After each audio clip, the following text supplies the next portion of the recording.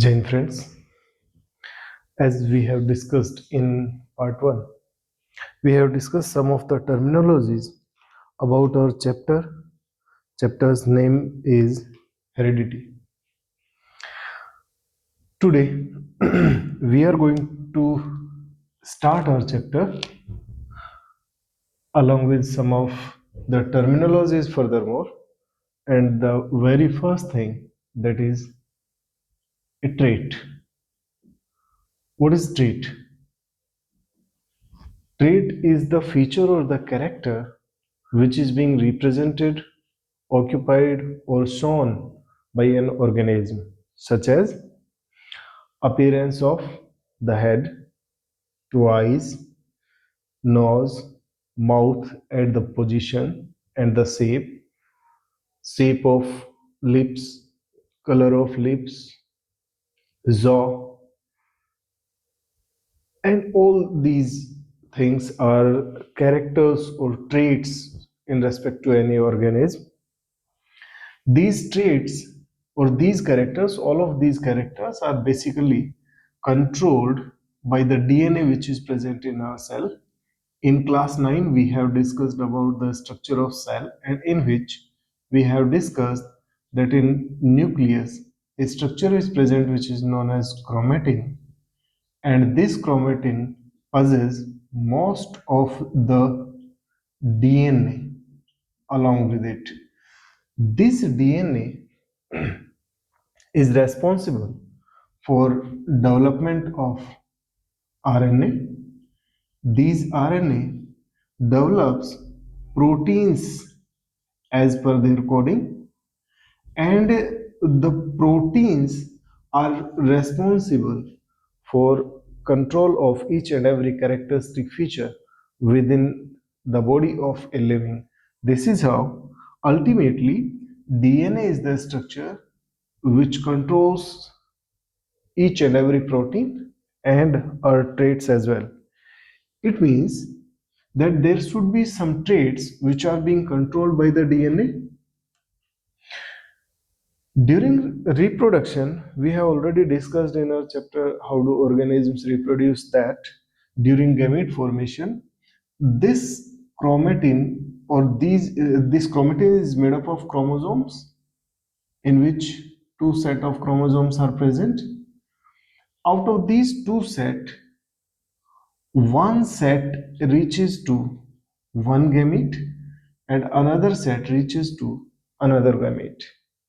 That means this DNA got transferred to the next progeny. The characters which are being controlled by the DNA are being transferred in next progeny by the process of gamete formation. But when gamete formation takes place and this DNA needs to multiply, and during this multiplication of the DNA, during the process of multiplication of DNA,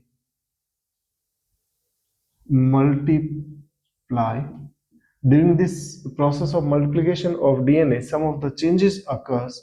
Due to these changes, some differences occurs in the progeny which is further going to get produced, and these differences, as we have discussed in our last class, these differences are known as variations.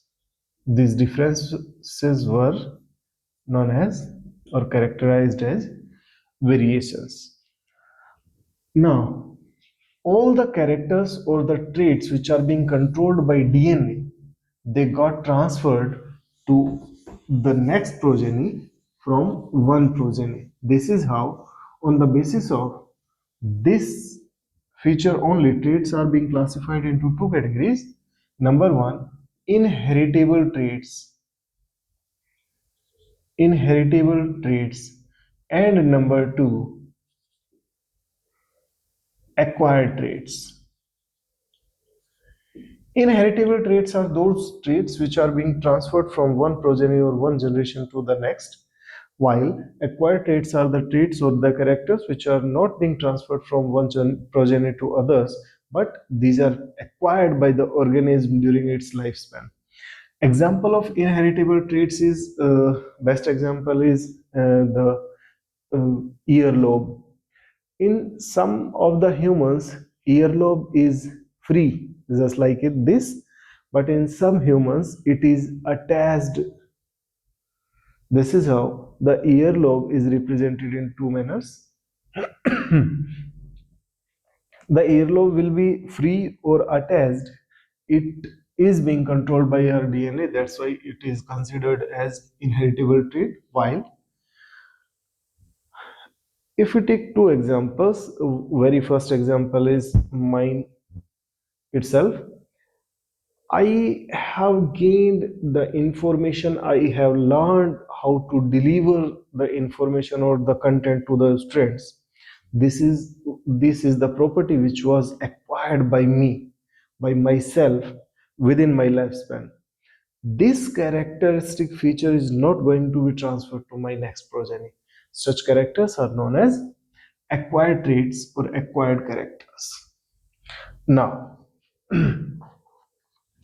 all the characters which are inheritable, all the characters which are inheritable, these characters are being controlled by a segment of DNA that is known as gene. Mendel called these genes as factors. Factors. Who is Mendel? We are going to discuss about it a very little later in this chapter itself. Okay, now, as we have already discussed right now that some of the characters transfers from one generation to next generation.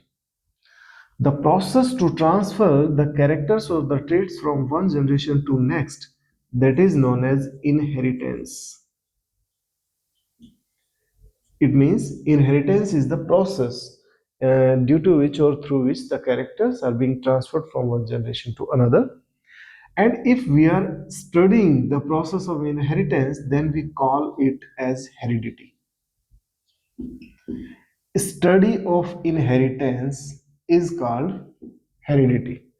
And this is our chapter which we are discussing right now, that is heredity. Okay. Uh, in our chapter heredity, we have discussed some of the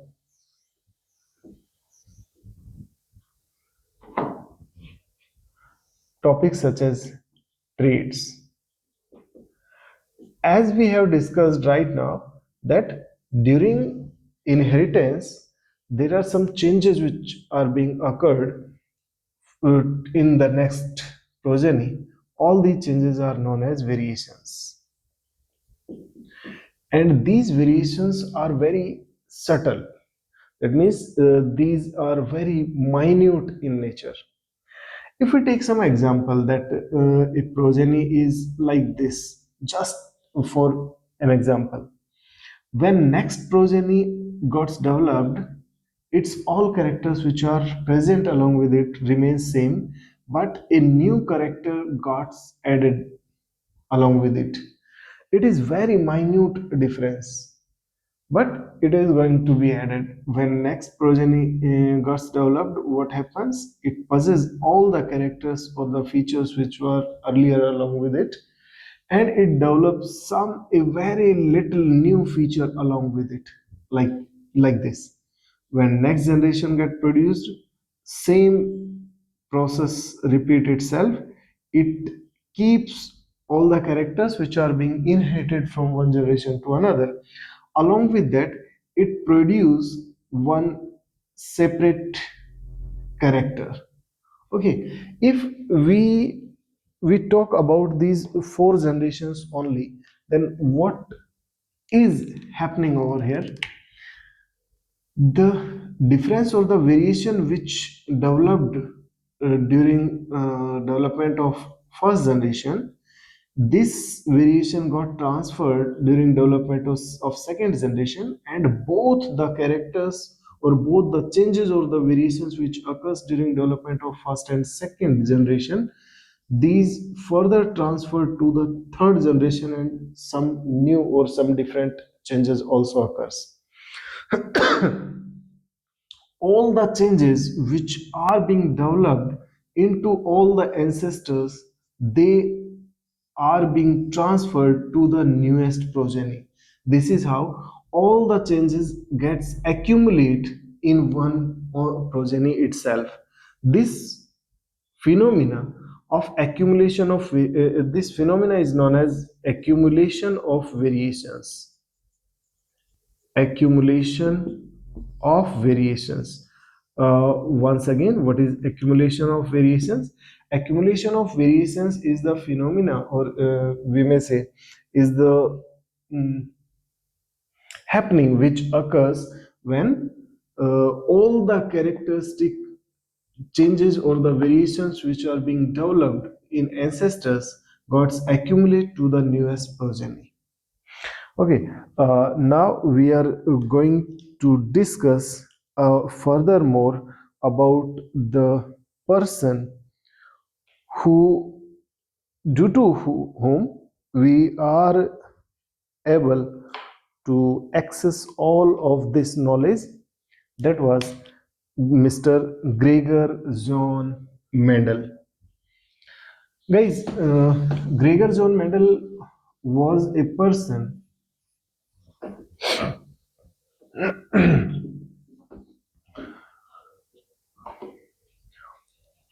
Mr. Z. Mendel.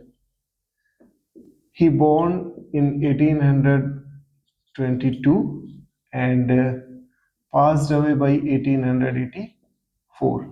It means he was with us or in the on the earth during that particular era. He worked very hard. He worked on a plant, that the plant is known as garden pea. The plant is known as garden pea. Scientific name of the plant is Pisum sativum. It was the plant on which Mr. Z. Mendel works. Z. Mendel gave his theory or his work, he got published his work and passed away in 1884 without any recognition. After about 100 years, in near about in 1900, there were some scientists whose name was Mr. Hugo de Vries, Carl Correns, and Mr. Sermark, Eric von Sermark. They rediscovered the work of Mendel. The Mendel's work was rediscovered in 19 in near about 1900, uh, and then scientists realized that Mendel was a very great person who gave such an extraordinary discovery for the mankind. That's why in the that's why in respect of Mr. Mendel, he was coined as father of genetics. Father of genetics. He was called father of genetics. Who was father of genetics? Then it is Mr. Z. Mendel. Now, what Mendel actually did? Actually, Mendel works on. We have already discussed that he works on garden pea plant, which was Pisum sativum. Why he chose garden pea plant for his experiments? There are some suitable characteristic features of garden pea plant which makes it best suitable for the experimentation, especially in respect to genetics. Very first thing is it is a very small plant. That's why we are able to grow a large or a sufficient number of plants in a very small area. Next is its lifespan is short. Lifespan is short. That's why we are able to develop a number of progeny or a number of generations in a short period of time. Number three, all the contrasting features, all the contrasting features of garden pea are visible with naked eyes. That means we do not require any specific kind of instrumentation or we may say costly instrumentation to observe the contrasting features of the garden pea plant. Another feature was that garden pea plant is automatically it is self pollinating plant, self pollinating plant. But but we could perform cross pollination as we need. Cross pollination is also possible in the garden pea plant. This is how it becomes very good suitable plant for the experimentation in respect to genetics for Mr. Gregor John Mendel. Now, Mendel studied some of the characteristic features or inheritance of the some of the characteristic features of garden pea plant, and what were those characteristic features? These were, very first of all, he discussed or he studied about height of the plant, height. Number two, he studied color of seed. He also studied shape of seed. He studied color of pod and shape of pod. These were the features which were studied by Mr. Gregor von Mendel in his experiments. As per the height, as per height, plant could be tall plant or a dwarf one.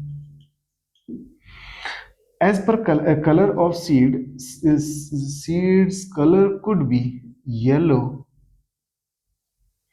or green. As per shape of seed, seed could be round or wrinkled. This is how these characters are being represented by the garden pea plant into different manners, and these contrasting features are generally visible with the naked eyes. This is how the garden pea plant becomes very good suitable for the experimentation.